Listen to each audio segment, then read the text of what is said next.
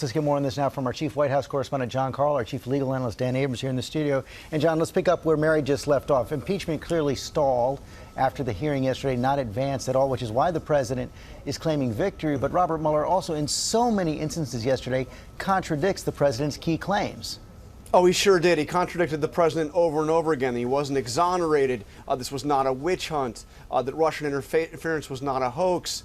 He criticized the president quite bluntly on his praise of WikiLeaks during the campaign. He said his written answers to his questions were not truthful. So over and over again, and for those reasons, I expect that the president will continue to attack Robert Mueller and his investigation. But that said, George, the bottom line is that this hearing, Mueller's appearance, fell miles short of what Democrats were hoping for, what they expected, and it not only did it not advance the ball on impeachment, I think it's possible it may have set that cause back quite a bit.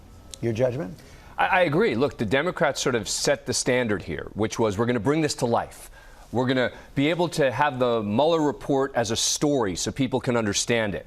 And that didn't happen in the context of this. Now, the flip side of that is, some of the contradictions with the president are striking.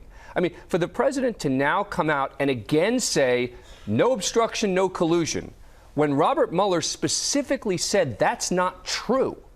No obstruction isn't true. No collusion isn't true. The answers that we got on Russia and on the president's involvement with him, et cetera, were inadequate. And often untruthful. And one of the things that also I wondered yesterday, watching especially the second hearing, if the whole approach, putting this in a legal context, was inadequate as well. Because one of the things you saw yesterday, and Mueller affirmed, is that the Trump campaign was working, people were working with Russia, welcoming their help, and then lying about it to the public. Pretty damaging claims right there. Right, but not quite enough to get you over the legal hurdle. And so that becomes the fundamental question. Look, Congress, the political body, is supposed to be able to make determinations about also what's right and wrong. When we talk about high crimes and misdemeanors, it doesn't always mean technically crimes. It can just mean abuse of power.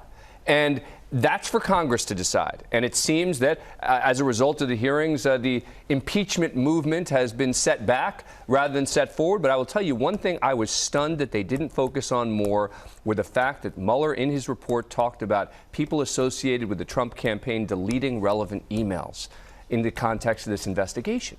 I mean, how can that not be talked about, considering how much time we've talked about Hillary Clinton's deleted emails? It's a very good point. Cecilia, you were there with us all day yesterday. The impeachment may be stalled right now, but this is clearly still going to be fought in the 2020 campaign. Oh, this is going to be a primary focus of the 2020 campaign. As you say, impeachment may be on the backseat for now, but this is not going anywhere. But also, as it relates to 2020, one of the big points that Mueller made yesterday, this threat is still ongoing, and we can't forget to keep talking about that. He says Russia is doing this right now, and will be doing it again in the next election. Universal. Why isn't there united outrage about that? Okay, you can disagree about that, but why can't both sides get together about that, and the public too? It's an excellent question. One of the things we remarked yesterday, you saw all day yesterday, there wasn't a single Republican, with the exception, I think, of Will Hurd from Texas, who expressed alarm over what the Russians were doing in our election. And that should be the number one takeaway. If you say, what should be the single takeaway from this? It's, oh no. It's still happening. This is crazy. It's still happening. Yes. Today and tomorrow. Yeah.